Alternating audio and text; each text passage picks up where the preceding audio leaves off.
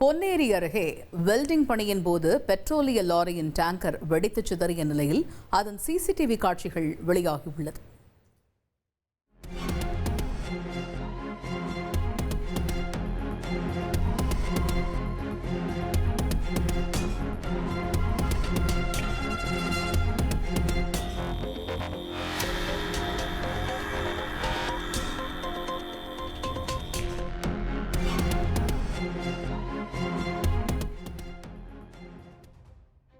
பொன்னேரி அருகே வெல்டிங் பணியின் போது பெட்ரோலிய லாரியின் டேங்கர் வெடித்து சிதறிய சம்பவம் அதிர்ச்சியை ஏற்படுத்தியுள்ளது.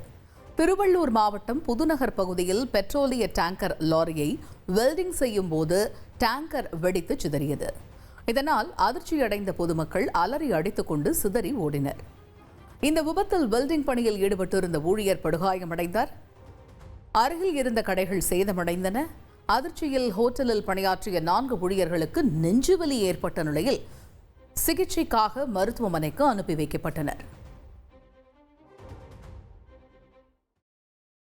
பழனிக்கு பக்கத்துல சோதனைக்காக போன உணவு பாதுகாப்புத்துறை அதிகாரிய மளிகை கடை உரிமையாளரை கொடூரமா தாக்கியிருக்கிறாரு.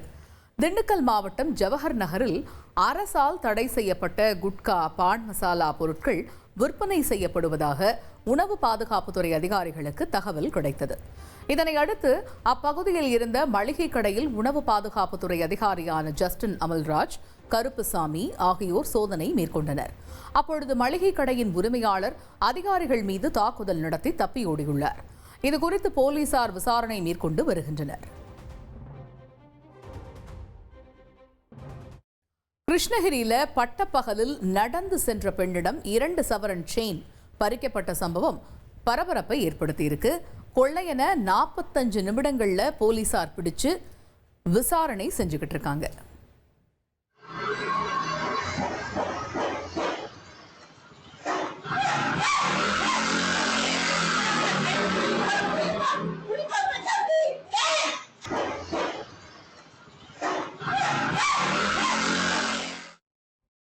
சென்னையை அடுத்த சேலையூர்ல வடமாநில தொழிலாளியை வழிமறித்த மர்ம நபர்கள் பணம் கேட்டு அவரது மண்டையை உடைச்சிருக்காங்க. பீகார் மாநிலத்தைச் சேர்ந்த அசன் ராஜா என்பவர் தாம்பரம் சேலையூர் அருகே தங்கி கட்டுமான பணி செய்து வருகிறார். இந்த நிலையில பணி முடிந்து தங்கும் இடத்திற்கு சென்ற அவரை சாலையில் வழிமறித்த பைக்கில் வந்த மர்ம நபர்கள் மிரட்டி பணம் கேட்டுள்ளனர். பணம் தர மறுத்ததால பியர் பாட்டிலால அசன் ராஜாவை மர்ம நபர்கள் தாக்கியதுல அவருக்கு தலை மற்றும் முகத்துல காயம் ஏற்பட்டிருக்கு. அலறல் சத்தம் கேட்டு ஓடி வந்த சக தொழிலாளர்கள் அசன் ராஜாவை மீட்டு மருத்துவமனையில அனுமதிச்சிருக்காங்க. புகாரின் அடிப்படையில் இது குறித்து போலீசார் விசாரணை மேற்கொண்டு வர்றாங்க. கன்னியாகுமரி மாவட்டம் ஆலஞ்சோலை ரப்பர் தோட்டத்துல புலி நடமாட்டம் இருக்கிறதா சொல்லப்படுறதால மலைவாழ் மக்கள் அச்சமடைஞ்சிருக்காங்க. மேற்கு தொடர்ச்சி மலைப்பகுதியான ஆலஞ்சோலையில ரப்பர் தோட்டத்துல புலி நடமாட்டம் இருப்பதா சொல்லப்படுது. இதே போல பால் வடிக்க செல்லும் தொழிலாளர்களை வன விலங்குகள் துன்புறுத்துவது, தாக்குவது போன்ற சம்பவங்களும் அரங்கேறி வர்றதா சொல்லப்படுது. எனவே குடியிருப்பு பகுதிகளில் வன விலங்குகள் நுழைவதை தடுக்க வனத்துறை நடவடிக்கை எடுக்கவும் பொதுமக்கள் கோரிக்கை விடுத்துள்ளனர். இந்த நிலையில புலியினுடைய நடமாட்டத்தை கண்காணிக்கிறதுக்காக களியல் வனத்துறையினர் வனப்பகுதியில் கேமராக்கள் பொருத்தி தீவிர கண்காணிப்பு பணியில் ஈடுபட்டு வர்றாங்க. கள்ளக்குறிச்சி பக்கத்துல ஒடிசால இருந்து கடத்தி வரப்பட்ட கஞ்சாவை பறிமுதல் செய்த போலீசார் 2 பேரை கைது செஞ்சிருக்காங்க. கள்ளக்குறிச்சி மாவட்டம் வீரசோழபுரம் சுங்கச்சாவடியில போலீசாரின் வாகன சோதனையப்ப ஒடிசால இருந்து தியாக துருகத்திற்கு கடத்தி வரப்பட்ட 10,35,000 ரூபாய் மதிப்பிலான கஞ்சா மற்றும் மினி லாரி ஆகியன பறிமுதல் செய்யப்பட்டது. இதுகுறித்து போலீசார் விசாரணை செஞ்சப்ப சேலம் மற்றும் கள்ளக்குறிச்சியைச் சேர்ந்த ஒரு சிறுவன் உட்பட 3 பேர் ஒடிசால இருந்து விற்பனைக்காக கஞ்சாவை எடுத்துட்டு வந்தது தெரிய வந்திருக்கு. இதனையடுத்து கஞ்சா விற்பனையில ஈடுபட்ட 2 பேரை போலீசார் கைது செஞ்சதோடு வழக்குல தொடர்புடைய சிறுவனையும் விழுப்புரம் சிறார் கூர்நோக்கு இல்லத்துல ஒப்படைச்சிருக்காங்க. தர்மபுரி மாவட்டத்தில் பெண்ணை கொல்ல முயன்ற வழக்கில் தனிப்பிரிவு SSI ஒருத்தரை போலீசார் கைது செஞ்சிருக்காங்க.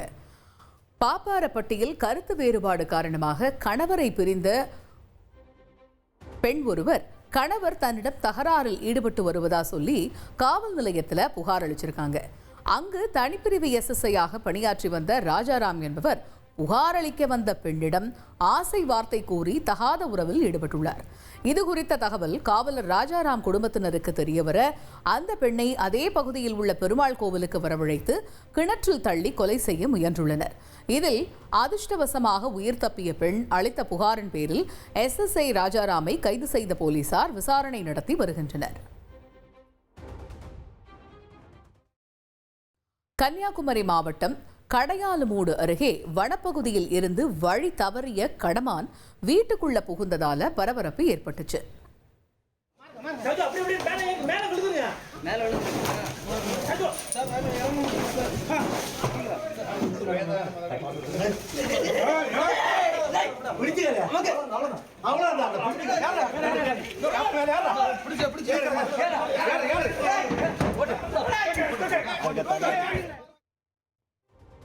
குடியிருப்பு பகுதிக்குள் வந்த கடமான் வீடு ஒன்றில் சமையல் அறைக்குள் புகுந்தது.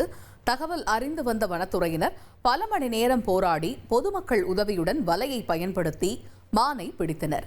மதில் சுவர் மீது ஏறி குதித்து வீட்டுக்குள் புகுந்ததால் கடமானுக்கு பலத்த காயம் ஏற்பட்டுள்ளது. உரிய சிகிச்சைக்கு பிறகு இந்த மான் கோதையாறு வனப்பகுதியில் விடப்படும் என்று தெரிவிக்கப்பட்டுள்ளது.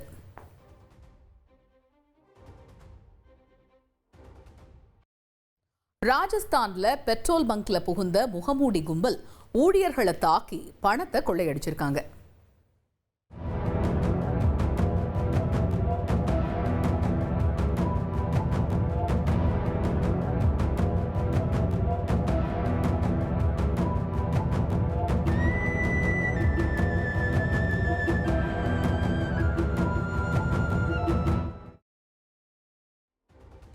ராஜஸ்தான் மாநிலத்தில் பெட்ரோல் பங்கில் புகுந்த முகமூடி கும்பல் ஊழியரை கட்டி போட்டு பணத்தை கொள்ளையடித்துள்ளனர். கார்ன் மாவட்டத்தில் அண்டா எனும் பகுதியில் உள்ள பெட்ரோல் பங்கில் நள்ளிரவு நேரத்தில் முகமூடி அணிந்த கும்பல் புகுந்துள்ளது. 2 ஊழியர்களையும் கட்டி போட்ட அந்த கும்பல் அவர்களை சரமாரியாக அடித்து உதைத்துள்ளனர். தொடர்ந்து அலுவலகத்தில் இருந்த 1,75,000 ரூபாய் பணத்தை கொள்ளையர்கள் திருடி சென்றுள்ளனர். இதன் CCTV காட்சிகள் வெளியாகியுள்ள நிலையில் போலீசார் கொள்ளையர்களை தேடி வருகின்றனர். மனைவி மற்றும் மகன்களை பிரிஞ்சு தனியா வாழ்ந்து வந்தவரை காதலிச்சு 2வது திருமணம் செஞ்சிருக்காங்க இங்க ஒரு கிராமத்து பெண். ஆனா சொத்துக்காக தான் தந்தைய வளைச்சு போட்டதா முதல் மனைவியின் கண்கள் நினைச்சதால நடந்திருக்கு இந்த படுபயங்கர கொலை.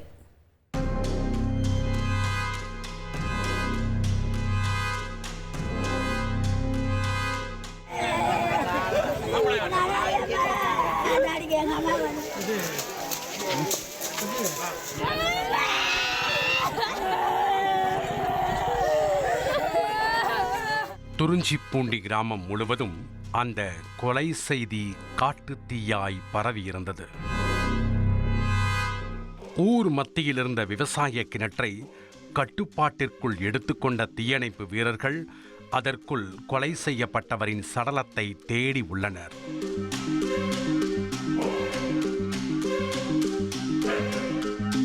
சிறிது நேரத்திலேயே ஒரு பெண்ணின் உடலை கிணற்றிலிருந்து மீட்கவும் சுற்றியிருந்த உறவினர்கள் அனைவரும் கதறி துடித்திருக்கிறார்கள்.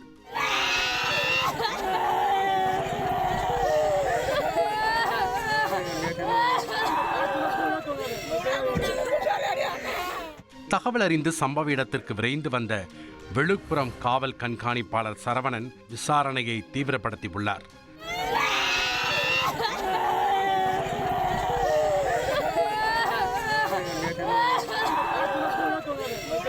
கொல்லப்பட்டவர் 40 வயதான ஜெயக்கொடி.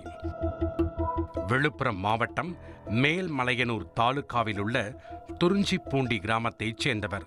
இவருடைய கணவர் பழனிவேல் ஒரு சில மாதங்களுக்கு முன்பாக உடல்நலக்குறைவின் காரணமாக மரணமடைந்துள்ளார். கணவர் உயிரோடு இருந்தவரை நிம்மதியாக நகர்ந்து கொண்டிருந்த ஜெயக்கொடியின் வாழ்க்கையில் அவர் மறைவிற்கு பிறகு புயல் வீசத் தொடங்கியிருக்கிறது. காரணம் ஜெயக்கொடி பழனிவேலின் 2வது மனைவி. ஆம், 10 வருடங்களுக்கு முன்பே பழனிவேலின் முதல் மனைவி விருதாம்பாள் கணவரை பிரிந்து சென்று 2 மகன்களோடு திண்டுக்கல்லில் செட்டில் ஆகியிருக்கிறார். ஆனால் பழனிவேலின் பேரில் துறிஞ்சிப்பூண்டி கிராமத்தில் விவசாய நிலம் மற்றும் அசையா சொத்துக்கள் இருந்துள்ளது. இந்நிலையில்தான் பழனிவேல் மரணத்திற்கு பிறகு அந்த சொத்தின் முழு உரிமையும் தங்களுக்கு தான் உள்ளதென முதல் மனைவியின் மகன்கள் ஜெயக்கொடியிடம் மல்லுக்கட்டி நின்றுள்ளனர். ஆனால் பெத்த தகப்பனை முடியாத காலத்திலும் கூட பராமரித்துக் கொள்ளாத உங்களுக்கு சொத்தில் மட்டும் உரிமை கொண்டாட வெட்கமாக இல்லையா என ஜெயக்கொடி சப்தம் போட்டு ஊர் அறிய அவமானப்படுத்தியதாக சொல்லப்படுகிறது. இது தொடர்பாக கடந்த சில மாதங்களாகவே 2 தரப்பினருக்கும் இடையே பிரச்சனை நடந்து வந்திருக்கிறது. இந்த சூழலில்தான் சம்பவம் நடந்ததன்று ஜெயக்கொடியின் வீட்டிற்கு பழனிவேலின் இளைய மகன் பிரகாஷ் சமரசம் பேச வந்திருக்கிறார். சித்தியிடம் சொத்தை பங்கு பிரித்து தர சொல்லி சண்டையிட்டுள்ளார். அப்போது அவர்களுக்கிடையிலான வாக்குவாதம் முற்றி கைகலப்பாக மாறியுள்ளது. ஒரு கட்டத்தில் ஆத்திரத்தின் உச்சிக்கே சென்ற பிரகாஷ் அருகிலிருந்த கல்லால் சித்தியின் தலையில் ஓங்கி அடித்திருக்கிறார். மூச்சு பேச்சின்றி சரிந்த ஜெயக்கொடி சம்பவ இடத்திலேயே உயிரிழந்துள்ளார். இதன் தொடர்ச்சியாக கொலையை மறைக்க திட்டம் போட்ட பிரகாஷ் ஜெயக்கொடியின் உடலில் கல்லை கட்டி சடலத்தை விவசாய கிணற்றில் வீசிவிட்டு தப்பியோடியிருப்பது விசாரணையில் தெரிய வந்திருக்கிறது. நடந்த சம்பவம் தொடர்பாக கொலை வழக்கு பதிவு செய்த போலீசார் தலைமறைவாக இருந்த பிரகாஷை கைது செய்து அவரை நீதிமன்றத்தில் ஆஜர்படுத்தி சிறையில் அடைத்துள்ளனர். மதுரை அருகே ITI கல்லூரி விடுதியில் மாணவர் ராகிங் செய்யப்பட்ட விவகாரத்தில் 3 மாணவர்கள் மீது வழக்கு பதிவு செய்யப்பட்டிருக்கு. மதுரை மாவட்டம் திருமங்கலம் வட்டம் செக்கானூரணியில் அமைந்துள்ள ITI கல்லூரி விடுதியில் ராகிங் விவகாரத்தில் 3 மாணவர்கள் மீது வழக்கு பதியப்பட்டுள்ளது. விடுதியில் தங்கியிருந்த ஒரு மாணவரை உடன்படிக்கும் சக மாணவர்கள் கூட்டமாக தாக்கியதாக வீடியோ ஒன்று சமூக வலைதளத்தில் பரவி வருகிறது. அந்த மாணவரை நிர்வாணப்படுத்தி காலணியால் தாக்கி துன்புறுத்துவது போன்ற காட்சிகள் இடம்பெற்றுள்ளன.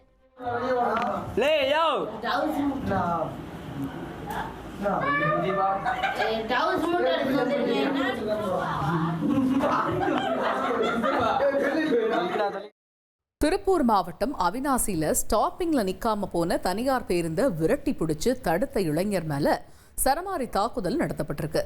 இந்த வீடியோ வெளியாகி அதிர்ச்சியை ஏற்படுத்தியிருக்கு.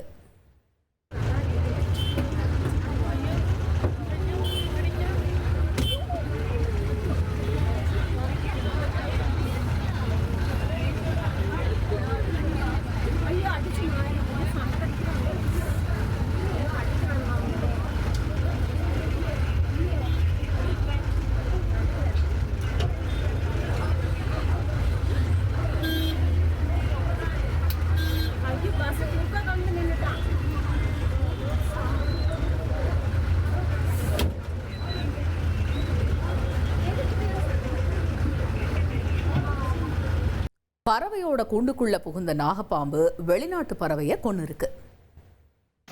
ராஜா ஏன்னா ராஜா பாவத்தை அவங்கள போட்டு தள்ளிட்டு உள்ள உட்காந்துருக்கீங்க. இன்னும் வாயில வேற இதா இருக்கு.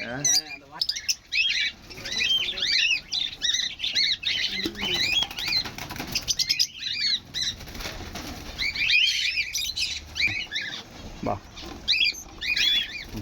சரி வா வா அப்படியே வெளியே வா. நல்ல பிள்ளை சூப்பர். போகலாம் நம்ம போகலாம். வா வாயா வாயா வாயா. அவ்வளோதான் அவ்வளோ. மதுரை திருப்பரங்குன்றம் அருகே கூண்டுக்குள் புகுந்து வெளிநாட்டு பறவையை 3.5 அடி நீளமுள்ள நல்ல பாம்பு கொன்றுள்ளது. பாம்பன் நகர் பகுதியைச் சேர்ந்த ராஜன் என்பவர் 100க்கும் மேற்பட்ட வெளிநாட்டு பறவைகளான லவ் பேர்ட்ஸ் மற்றும் குருவிகளை தனது வீட்டு மொட்டை மாடியில் பிரம்மாண்ட கூண்டு அமைத்து வளர்த்து வருகிறார். இந்த நிலையில் பறவையை கொன்ற பாம்பை பாம்பு ஆர்வலர் ஸ்னேக் பாபு என்பவர் பத்திரமாக மீட்டு வனப்பகுதியில் விட்டுள்ளார். உத்தரப்பிரதேச மாநிலத்தில் பைக்குகள் நேருக்கு நேர் மோதி விபத்துக்கு உள்ளானது. 3 பேர் படுகாயம் அடைஞ்சிருக்காங்க.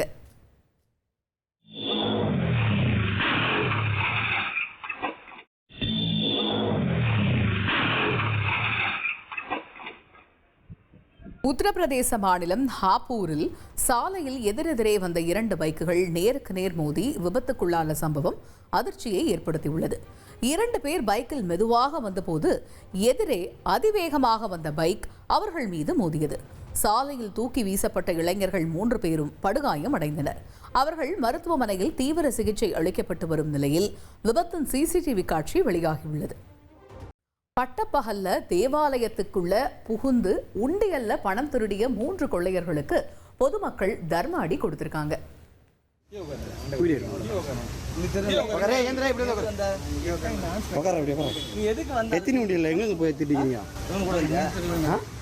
எவனே தெரியாது. இந்த மாதிரி கோயில் கட்டியிருக்காங்க, போய் பாருங்க. உங்களுக்கு சம்மந்தம் இல்லையா?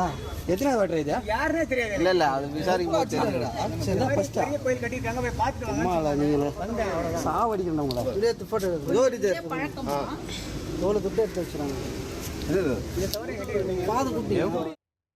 செங்கல்பட்டு மாவட்டம் கேளம்பாக்கம் தேவாலயத்தில் உண்டியல் திருடிய 3 பேரை பொதுமக்கள் பிடித்து போலீசாரிடம் ஒப்படைத்தனர்.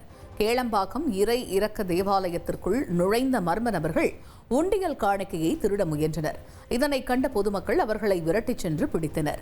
வெளியே ஆட்டோவில் காத்திருந்தவர் தப்பித்த நிலையில் 3 பேரை பிடித்து தர்ம அடி கொடுத்த பொதுமக்கள் அவர்களை போலீசாரிடம் ஒப்படைத்தனர்.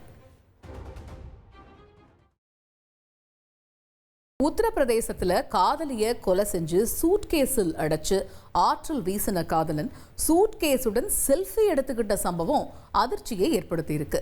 கான்பூர் பகுதியைச் சேர்ந்த சூரஜ்குமார் ஆகாங்ஷா என்ற பெண்ணை காதலித்து வந்த நிலையில் காதலி மீது ஏற்பட்ட சந்தேகத்தால் இளம் பெண்ணை கழுத்தை நெரித்து கொலை செய்துள்ளார். இதனையடுத்து தனது நண்பரின் உதவியுடன் காதலியின் உடலை சூட்கேஸில் அடைத்து யமுனை ஆற்றில் வீசியுள்ளார். முன்னதாக உடல் வைக்கப்பட்ட சூட்கேஸுடன் சூரஜ் செல்ஃபியும் எடுத்துள்ளார். இதுகுறித்து விசாரணை நடத்திய போலீசார் சூரஜ் மற்றும் அவரது நண்பரை கைது செய்தனர். பிரிந்து சென்ற மனைவியை கத்தியால் குத்தி கொலை செய்துவிட்டு ஃபேஸ்புக் லைவில் தோன்றியுள்ளார் கணவர். தன்னுடைய சொந்த குடும்ப பிரச்சனை மூலம் அவர் இந்த சமூகத்திற்கு சொல்ல விரும்பிய செய்தி என்ன?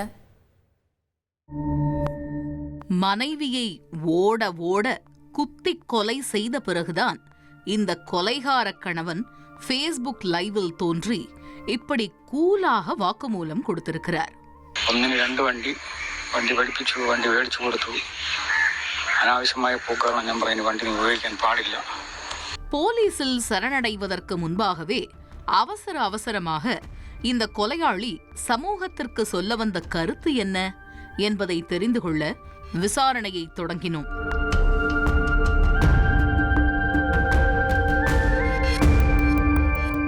இந்த கொலைகார கணவனின் பெயர் ஐசக். கேரள மாநிலம் கொல்லம் மாவட்டத்தில் உள்ள புனலூர் பகுதியைச் சேர்ந்தவர். இவருக்கு ஷாலினி என்கிற மனைவியும் 2 பிள்ளைகளும் இருந்துள்ளனர். கணவன் மனைவி இருவருக்கும் கடந்த சில மாதங்களாகவே அடிக்கடி குடும்ப சண்டை நடந்து வந்திருக்கிறது. இந்த சூழலில்தான் கடந்த சில நாட்களுக்கு முன்பாக கணவரை பிரிந்து சென்ற ஷாலினி பிள்ளைகளுடன் பெற்றோர் வீட்டில் அடைக்கலம் தேடியுள்ளார். பெரியவர்களும் கணவன் மனைவி இருவரும் சிறிது காலம் பிரிந்து வாழ்ந்தால்தான் அவர்கள் இடையிலான அன்பு பாசம் எல்லாம் அதிகரிக்கும் என நினைத்துள்ளனர். அதன் தொடர்ச்சியாக ஷாலினியும் பெற்றோர் வீட்டில் இருந்து அதே பகுதியில் உள்ள பள்ளியில் சமையல் பணிக்காக சென்றுள்ளார். இந்த சூழலில்தான் சம்பவம் நடந்தன்று வழக்கம் போல வேலைக்கு செல்ல ஷாலினி தயாராகி உள்ளார். அப்போது திடீரென மாமியார் வீட்டிற்கு வந்த ஐசக் மனைவியை இடைமறித்து வேலைக்கு செல்லக்கூடாதென கண்டிஷன் போட்டுள்ளார். இதனால் இருவருக்கும் இடையே பழையபடி கடும் வாக்குவாதம் நடந்திருக்கிறது. ஒரு கட்டத்தில் கணவரின் கட்டளையை மீறி ஷாலினி வேலைக்கு செல்ல வேண்டும் என்பதில் பிடிவாதமாக இருந்த காரணத்தால் கோபத்தின் உச்சிக்கே சென்ற ஐசக் வீட்டில் இருந்த கத்தியால் மகள் கண்முன்பாகவே மனைவியை சரமாரியாக குத்தி கொலை செய்துவிட்டு தப்பிச் சென்றுள்ளார். இரத்த வெள்ளத்தில் சரிந்து விழுந்த ஷாலினி சம்பவ இடத்திலேயே பரிதாபமாக இறந்து போயிருக்கிறார்.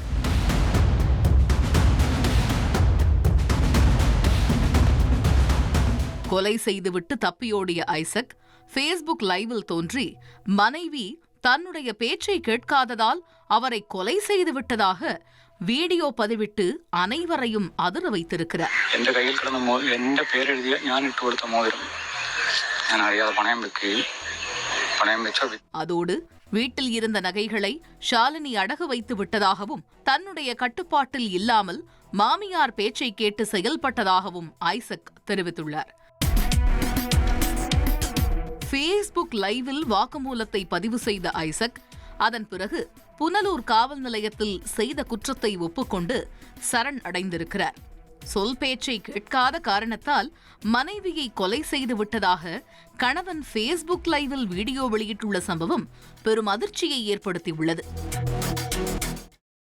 கேரள மாநிலம் மலப்புரம் பக்கத்துல அதிவேகமாக போன இருசக்கர வாகனம் மின்கம்பத்தில் மோதி விபத்துக்குள்ளாகி இருக்கு. இந்த விபத்துல இளைஞர் உயிரிழந்த நிலையில இதோடைய CCTV காட்சி வெளியாகி அதிர்ச்சியை ஏற்படுத்தியிருக்கு.